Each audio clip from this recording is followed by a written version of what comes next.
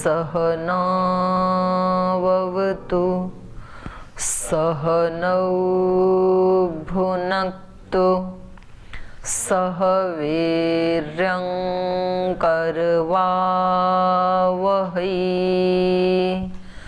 तेजस्विनावधीतमस्तु मा विद्विषावहै। ओम शांति शांति शांति।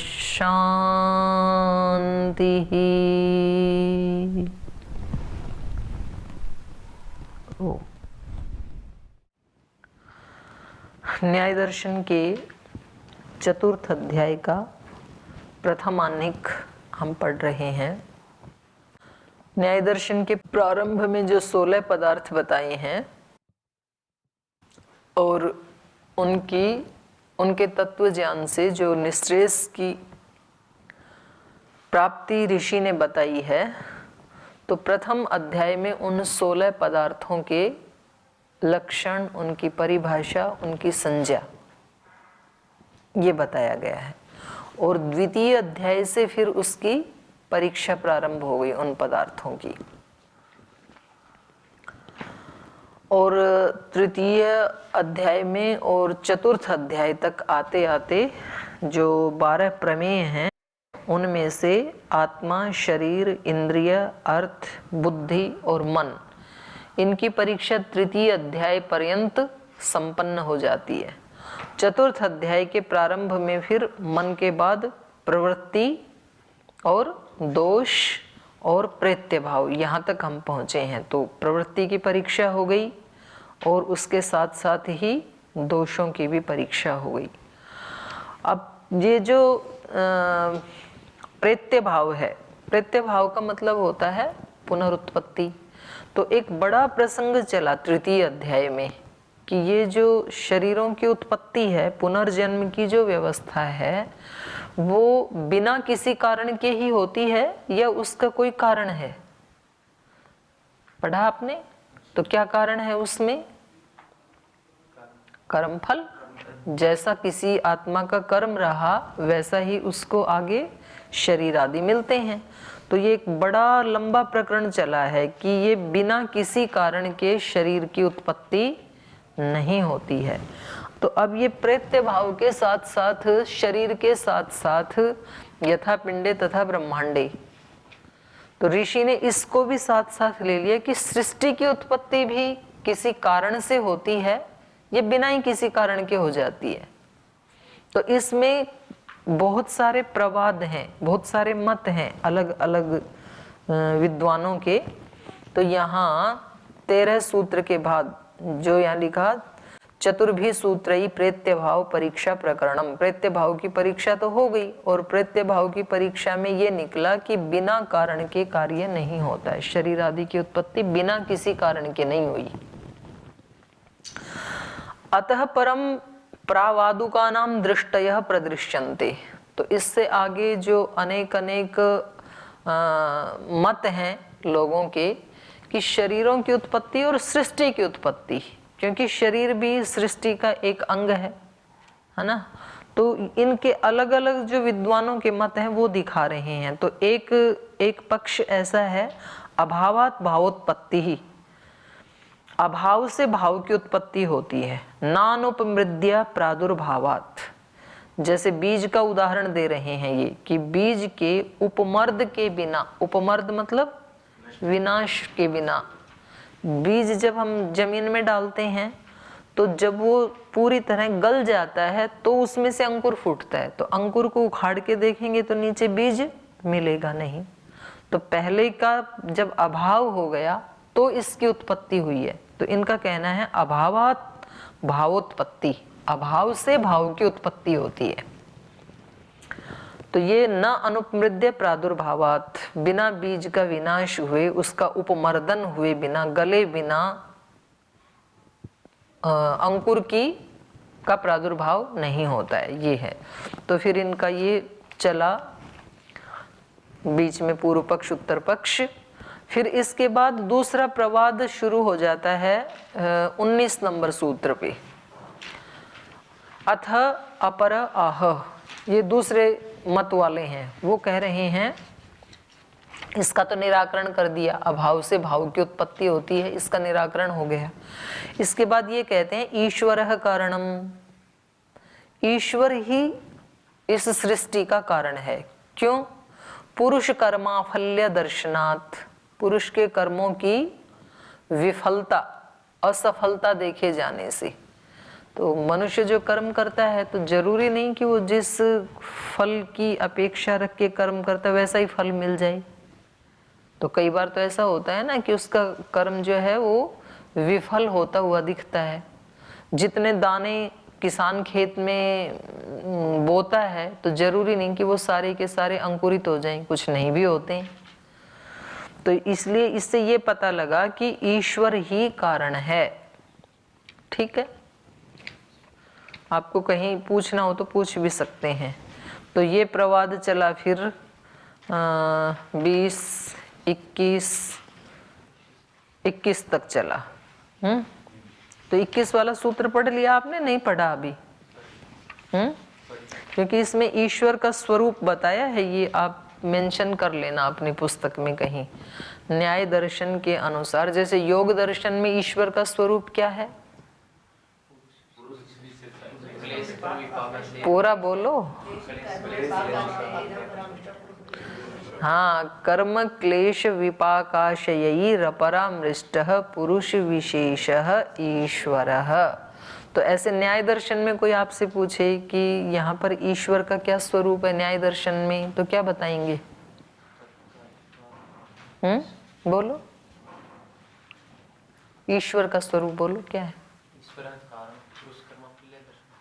नहीं, वो तो कारण बता रहे हैं, ईश्वर का स्वरूप थोड़े है वो। इस सूत्र में है ये।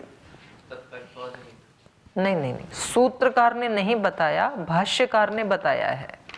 ईश्वर का स्वरूप जो है ना, ये 480 पेज के ऊपर जो है, गुण विशिष्टम आत्मांतरम ईश्वरः, ये भाष्यकार ने कहा है। तो यहाँ पर आप कुछ अपना या तो हाईलाइट कर लेना या अपने ढंग से आप मतलब इसकी पहचान रखना, क्योंकि ये प्रश्न उठे आ सकता है। तो ये कह रहे हैं वैसा ही है जैसे उन्होंने कहा, वैसे ही कहा है इन्होंने, लेकिन भाष्यकार ने कहा है गुण विशिष्टम आत्मांतरम, इस आत्मा से इस कुछ गुण इस आत्मा के हैं, हम आत्माओं के, और इस आत्मा से अतिरिक्त जो आत्मा है वो आत्मा कैसा है? गुण विशिष्ट वाला। वहां पर भी उन्होंने कहा पुरुष विशेष, इन से जो रहित है, कर्म से, क्लेश से, विपाक से और आशय से जो रहित है, पुरुष विशेष है। यहाँ पर कहा इन्होंने गुण विशिष्टम आत्मांतरम ईश्वरः, और वो कैसा है? तस्य आत्मकल्पात्, वो अपने स्वरूप में रहता है, अपने स्वरूप से भिन्न कभी नहीं होता है। तस्य आत्मकल्पात् कल्पांतरम अनुपपत्ति ही, अपने स्वरूप से, जो उसका अपना स्वरूप है, आत्म स्वरूप या विशिष्ट आत्म स्वरूप, उससे कभी वो भिन्न नहीं होता है। कल्पांतरम अनुपपत्ति। और अधर्म मिथ्या ज्ञान प्रमादात् धान्यः धर्म ज्ञान समाधि संपदा च विशिष्टम आत्मांतरम ईश्वरः, ये परिभाषा है ईश्वर की। वैसी ही है, लेकिन ये भाष्यकार ने दी है। ईश्वर में अधर्म नहीं है, मिथ्या ज्ञान नहीं है, प्रमाद आदि नहीं है, इन सब से जो रहित है। अधर्म, मिथ्या ज्ञान, प्रमाद, हान्या, इनसे रहित होने के कारण, और धर्म ज्ञान समाधि संपदा च विशिष्टम, ईश्वर धर्म से विशिष्ट है, ज्ञान से विशिष्ट है, समाधि और संपदा से विशिष्ट है। ये गुण है अतिरिक्त आत्मा से उसमें। ऐसा आत्मांतर जो है वो ईश्वर है। तस्य च धर्म समाधि फलम अणिमादि अष्टविधम ऐश्वर्यम, ईश्वर में उसके धर्म क्या है? ईश्वर उसका ऐश्वर्य क्या है? धर्म, समाधि, और समाधि का फल है जो अणिमा आदि, जो 8 प्रकार का ऐश्वर्य, 8 सिद्धियां हैं ना, जो अणिमा, महिमा, लघिमा, गरिमा, प्राकाम्य, ईशित्व, वशित्व, है ना। और एक कौन सी रह गई? अणिमा, महिमा, लघिमा, गरिमा, प्राकाम्य, ईशित्व, वसित्व और प्राप्ति। तो ये 8 प्रकार का ऐश्वर्य है। अणिमा आदि अष्टविधम ऐश्वर्यम संकल्पानुविधाई च अस्य धर्म। और ये जो इसके धर्म हैं ये कैसे हैं? संकल्पानुविधाई, संकल्प मात्र से उत्पन्न होते हैं। इसके लिए इनको ऐसे साधना नहीं करनी पड़ती है जैसे हम आत्माओं को करनी पड़ती है। ऐसा है ईश्वर। प्रत्यात्म वृत्तीन धर्मा धर्म संचान पृथिव्यादीनि च भूतानि प्रवर्तयति। और ईश्वर क्या करते हैं? प्रत्यात्म वृत्तीन, सभी आत्माओं की जो वृत्तियां हैं, वृत्ति मतलब धर्माधर्म संस्कार, उन सब को धर्माधर्म संचयान, धर्माधर्म आदि का जो संचय है किसी भी मनुष्य, किसी भी आत्मा के साथ, उनको, और पृथिव्यादीनि च भूतानि, और पृथ्वी आदि भूतों को प्रवर्तयति, फलोन्मुखता के लिए प्रवृत्त करता है। आत्माओं को उनके उनके जैसे धर्माधर्म संस्कार हैं उनके फलोन्मुख होने के लिए प्रवृत्त करता है कि इसका फल भोगो, ऐसे करता है ईश्वर।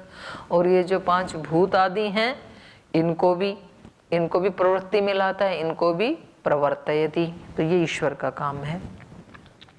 एवं च स्वकृत अभ्यागमस्य लोपेन निर्माण प्राकाम्य ईश्वरस्य स्वकृत कर्म फलम वेदितव्यम।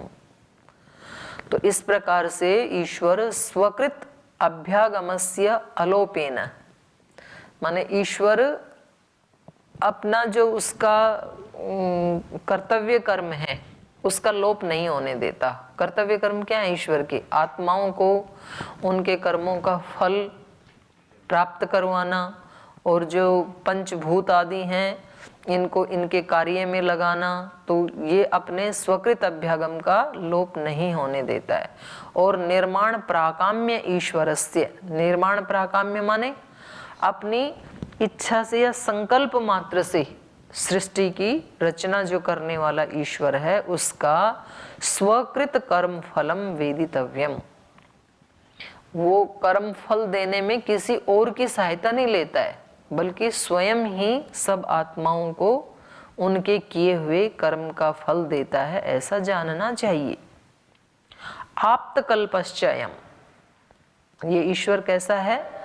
आप्त स्वरूप वाला है। आप्त स्वरूप मतलब एक तो आपरिव्याप्त है, सर्वत्र व्याप्त स्वरूप वाला है, और एक तो आप्त का अर्थ होता है हितकारी, कल्याण करने वाला। तो यहाँ पर हितकारी अर्थ लिया है, जो आगे उदाहरण दिया है ना, यथा पिता अपत्यानाम तथा पितृभूत ईश्वर भूतानाम। जैसे अपत्यों के लिए कोई पिता हितकारी होता है, ऐसे ईश्वर सब भूतों के लिए पितृभूत, पिता जैसे है, माने हितकारी है हम सब के लिए। तो हमें तो कभी कभी लगता है हितकारी नहीं है, लेकिन जो भी हमारे को मिलता है उसमें हमारा हित ही होता है।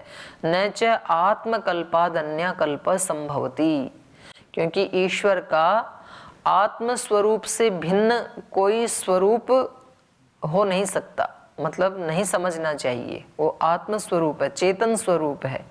क्योंकि कई सारे स्वरूप बना लेते हैं ना, कोई जड़ स्वरूप बना लेता है, प्रतिमा आदि बना लेता है। तो यहाँ पर भाष्यकार कह रहे हैं आत्मकल्पादन्य कल्पः न संभवति, न तावद अस्य बुद्धिं विना कश्चित् धर्मो लिंगभूत शक्य उपपादयितुम्। इसकी बुद्धि का मतलब है यहाँ पर ज्ञान, परमात्मा का जो ज्ञान है। और परमात्मा का ज्ञान कैसा है? सर्वज्ञ है, वो सब कुछ जानता है, कोई कम ज्यादा नहीं होता उसका ज्ञान।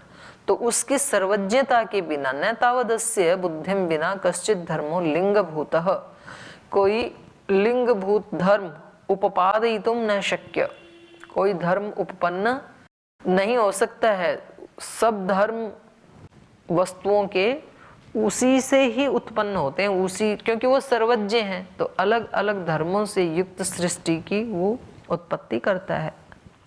आगमाच, और आगम प्रमाण से भी पता लग रहा है, दृष्टा बोधा सर्वज्ञाता ईश्वर। तो हमें ये वेद के मंत्रों से, आगम प्रमाण से भी ये है कि वो दृष्टा है, सबको देखता है, जानता है, बोधा जानता है, और उसी को कहा सर्वज्ञाता, सब कुछ जानने वाला ईश्वर इति, वो ईश्वर ऐसा है। बुद्ध्यादि विश्च आत्मलिंगई निरूपाख्यम ईश्वरम। बुद्धि आदि जो आत्मा के लिंग बताए हैं उनसे ईश्वर निरूपाख्य है, अवर्णनीय है, माने इंद्रियातीत है, वो इंद्रियों के माध्यम से नहीं जाना जा सकता उसको। प्रत्यक्ष अनुमान आगम विषयातीतम कह सकता उपपादयितुम, जो प्रत्यक्ष अनुमान और आगम के जो विषय उनसे भी जो अतीत है उसको कह उपपादयितुम शक्तः, अर्थात कोपि न। स्वकृत अभ्यागम लोपेन च प्रवर्तमानस्य अस्य यदुक्तम प्रतिषेध जात कर्म निमित्ते शरीर सर्गे तत्सर्वं प्रसज्यते इति। तो स्वकृत अभ्यागम लोप से जो प्रवर्तमानस्य अस्य, ये जो ईश्वर प्रवर्तमान है इसके बारे में यदुक्तम जो कहा है, प्रतिषेध जातम कर्म निमित्ते शरीर सर्गे, वो पहले चला था ना कि शरीरों की उत्पत्ति अपने किए हुए कर्म से ही होती है या ऐसे ही हो जाती है। तो वहां पर एक प्रसंग चला कि भाई यदि ऐसे ही हो जाती है, ऐसा मानेंगे तो स्वकृत अभ्यागम लोप हो जाएगा। मतलब कोई भी धर्म करे उसको फल मिलेगा ही नहीं, कोई भी अधर्म करे उसको अधर्म का फल मिलेगा ही नहीं। तो कौन अधर्म से डरेगा और कौन धर्म के लिए पुरुषार्थ करेगा? तो वहां पर कहा है स्वकृत अभ्यागम लोपेन।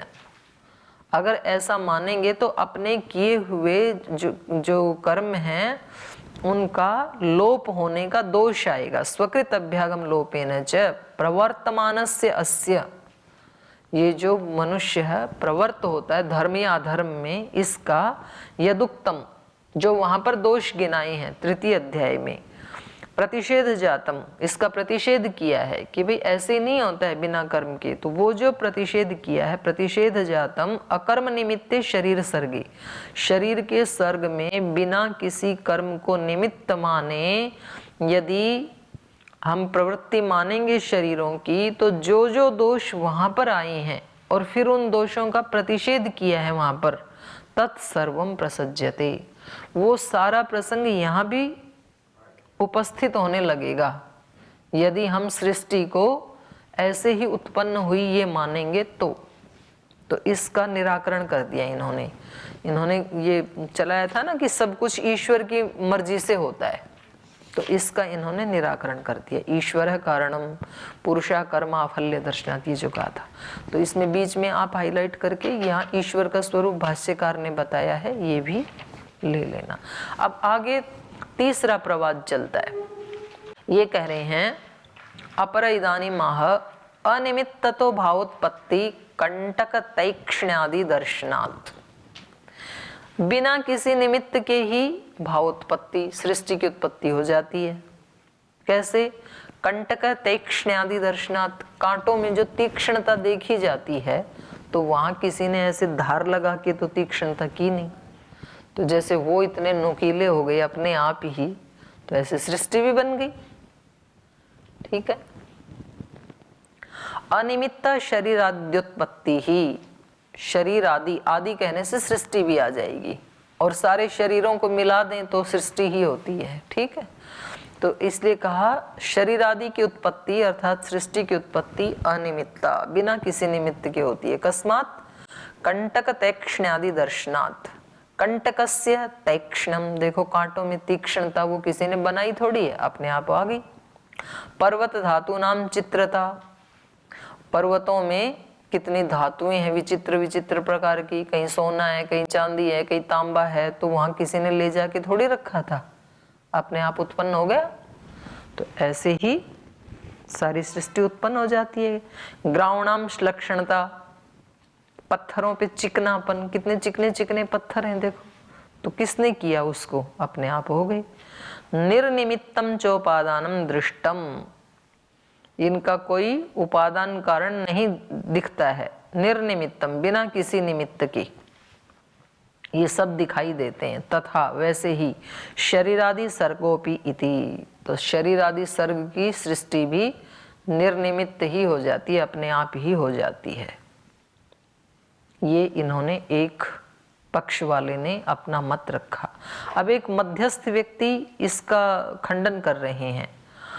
अनिमित्त निमित्तत्वात् ना निमित्ततः, कह रहे हैं अनिमित्त निमित्तत्वात्। बोले अनिमित्त तो निमित्त है ना, जब इन्होंने कहा ना निर्निमित्तम, सब कुछ क्या है, निर्निमित्तम है, बिना किसी निमित्त के है, तो ये कह रहे हैं वो अनिमित्त तो निमित्त बन गया ना, तो इसको क्या कहेंगे ना, इसको कहेंगे वितंडावाद, कि भाई फिर अनिमित्त ही निमित्त है, ऐसे कहेंगे ये। अनिमित्त निमित्तत्वात्, अनिमित्त के ही निमित्त होने से न अनिमित्त, तो आप ये मत कहो कि बिना ही किसी निमित्त की सृष्टि बन गई, कम से कम अनिमित्त तो निमित्त है उसका। हाँ आनंद जी आप जैसी भाषा बोल रहे हैं, देख लो। अनिमित्त तो भावोत्पत्ति रीति उच्यते, आपने कहा अनिमित्त से शरीर आदि की उत्पत्ति होती है। यतश्च उत्पद्यते तन्निमित्तम, तो अनिमित्त से यदि उत्पत्ति हो रही है तो वही निमित्त हो गया, अनिमित्त ही निमित्त हो गया। अनिमित्तस्य निमित्तत्वात् न अनिमित्ता भावोत्पत्ति रीति, अनिमित्त के ही निमित्त होने के कारण, अनिमित्त के ही कारण होने के कारण बिना किसी कारण के शरीर आदि सर्ग की उत्पत्ति हो जाती है, ये आपका कहना उचित नहीं है। समझ में आ गया प्रकाश देव जी, समझ में आ गया? पहले वाले प्रवाद ने क्या कहा, 22 वाले सूत्र ने क्या कहा, अनिमित्त तो भावोत्पत्ति, सृष्टि की उत्पत्ति कैसे होती है, अनिमित्त से, तो ये कह रहे हैं अनिमित्त ही निमित्त बन गया। हाँ अनिमित्त ही कारण है फिर, जैसे वहां पर आपने पढ़ा ना अभी संशय में, अव्यवस्था ही व्यवस्था है भाई, उसका एक स्वरूप है व्यवस्था का, और वो अपने स्वरूप से कभी हटती नहीं है। कभी भी इस व्यक्ति के कमरे में जाओ, कभी आपको ठीक स्थान पे चीजें मिलेंगी नहीं, तो ये ही एक व्यवस्था है अपने आप में। तो ऐसे ही यहाँ पर ये कह रहे हैं बिना निमित्त के सृष्टि बन गई, अनिमित्त, तो कह रहे हैं अनिमित्त ही निमित्त है, फिर अनिमित्त ही कारण बन गया। ठीक है, तो इसलिए ये मत कहो कि निर्निमित्त है। अनिमित्त निमित्तत्वात्, अनिमित्त के निमित्त होने के कारण न अनिमित्ततः, बिना निमित्त के सृष्टि हो गई, ये कहना उचित नहीं है, न अनिमित्ततः। ठीक है, अब इसका उत्तर दे रहे हैं ये, निमित्ता निमित्तयो अर्थांतर्भावाद् प्रतिषेधः।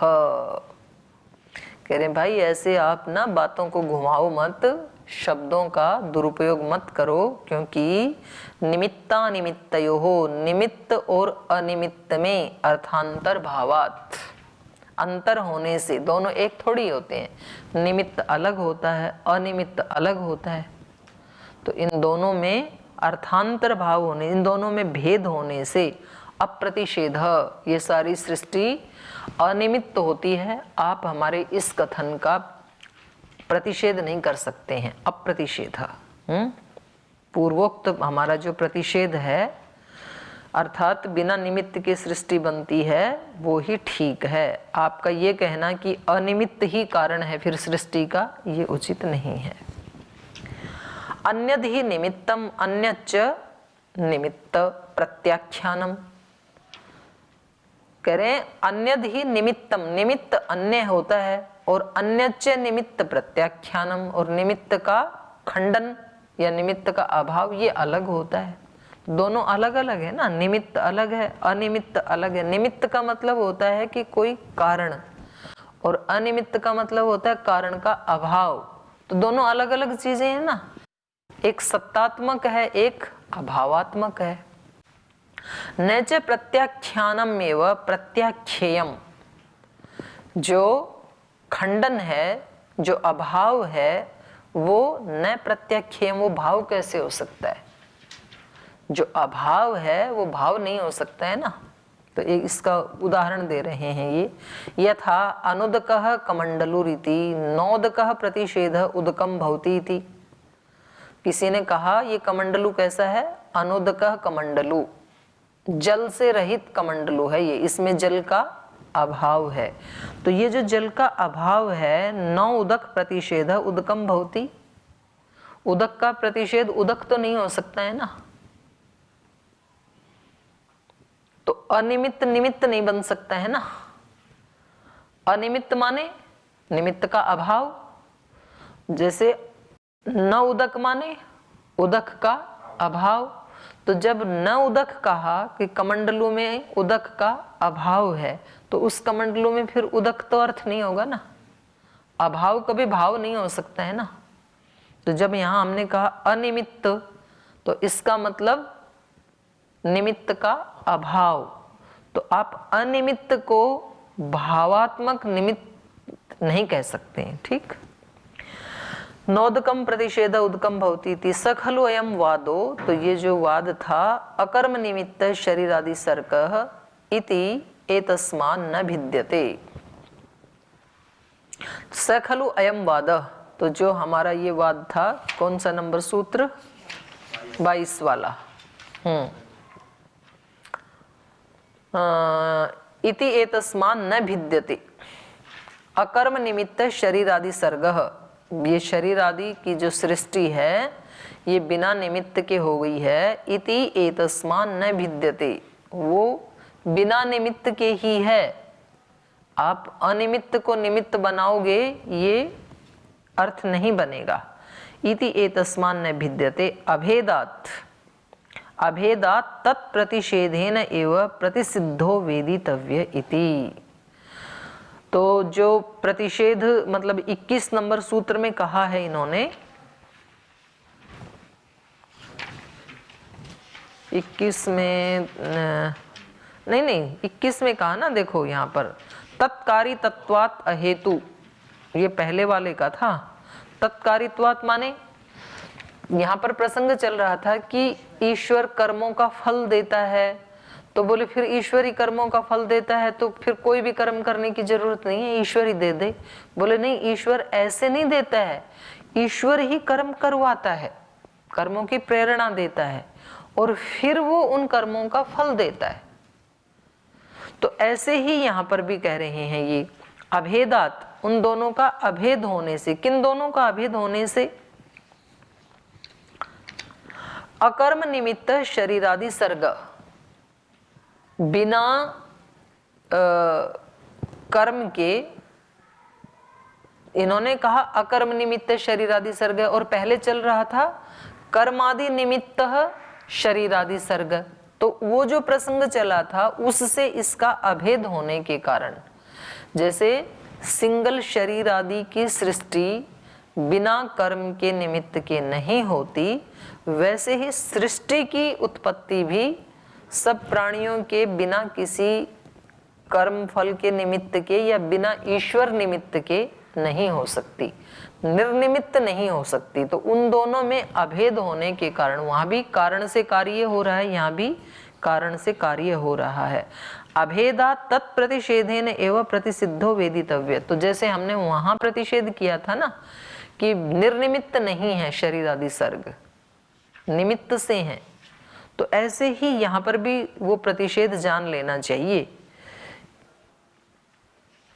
वो प्रतिषेध यहाँ भी उसके साथ यहाँ अभेद होने के कारण अभेदा तत्प्रतिषेधेन एवं प्रतिसिद्धो वेदितव्य, यहाँ भी प्रतिषेध कर दिया है। माने केवल बिना किसी निमित्त के ही सृष्टि की उत्पत्ति हो जाती है, ये उचित नहीं है, निर्निमित्त नहीं होती है, निमित्त से ही होती है। तो इस प्रवाद का खंडन कर दिया इस पंक्ति से, जो इन्होंने कहा था ना कि बिना किसी निमित्त के ही सृष्टि की उत्पत्ति होती है, इसका खंडन कर दिया। इति त्रिभिः सूत्रैः आकस्मिकत्व निराकरण प्रकरणम।